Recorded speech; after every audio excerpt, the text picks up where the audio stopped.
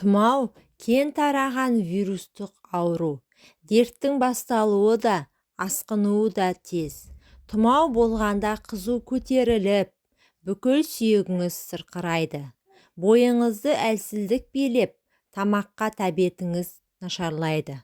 Оған жөтел қосылып, тыныс жолдарыңыз ауырады. Бұл аурудан емделу жолдарын терапевті немесе педиатр дәрігер ұсынады. Ал халық әдісі мына емнің пайдасы мол екенін ескертеді. Дұрыс емделу. Қандай ауру болса да ең алдымен дұрыс жолмен емделу керек. 1-2 күн дәрі ішіп, екпе салғаннан соң ауруыңыз басылады, алайда дерт толық жазылмайды. Егер емді үзбей 7-10 күн қабылдасаңыз, аурудан толығымен айығасыз. Арасында үзіп, немесе тоқтатып қойсаңыз, дертіңіз созылмалы түріне ауысады. Тұмауға жиынтық ем керек. Тұмауды емдеу үшін бір ғана дәрі аздық етеді. Оған екпе, ингаляция, дәрумен қосып қабылдасаңыз, емдік күші еселеніп, аурудан тез жазыласыз. Алдымен жалпы жағдайыңызды жақсарту керек. Ол үшін иммунитетті көтерудің әдісін қарастырыңыз. Тұмауды жеңудің бірден-бір жолы иммундық жүйені нығайту екенін ескеріңіз. Біз ұсынып отырған 2 әдіс, қайнатпа мен ингаляция, иммунитетті көтереді, тұмауды емдейді, әрі жөтелді қойдырады. Шөп қайнатпасы итмұрын.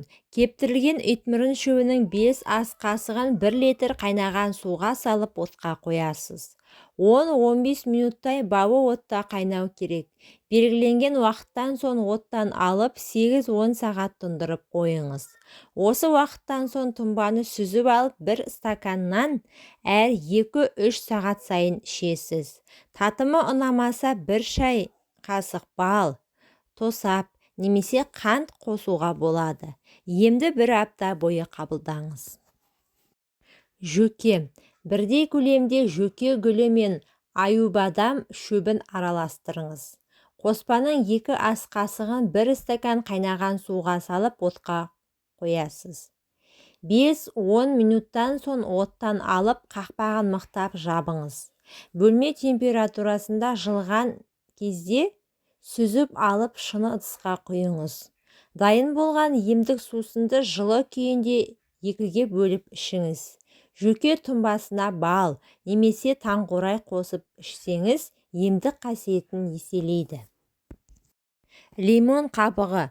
Бірдей көлемде үгітілген түймедақ, жөке, итмұрын және лимон қабығын араластырасыз. Оның 1 ас қасығын 1 стакан қайнаған суға араластырып, бетін жауып қоясыз. Шамамен 10 минуттан соң сүзіп алып 1/3 стаканнан күніне 3 рет ішесіз. Емді тамақтанудан 15 минут алдында қабылдау керек. Тұмаумен ауырған кезде мейлінше сыртқа шықпағаныңыз жөн.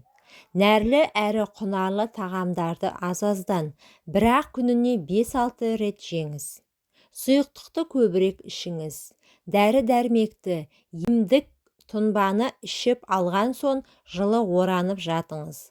10-15 минуттай таза ауада серуендеуді, бөлмені ылғалды шүберекпен сүртуді ұмытпаңыз. Халық емін қолданбас бұрын міндетті түрде дәрігермен кеңесіп алыңыз. Назарларыңызға рахмет, пайдаларыңызға жарасын. Менің каналыма тіркеліп, видеоға лайк басып кетуді ұмытпаңыздар.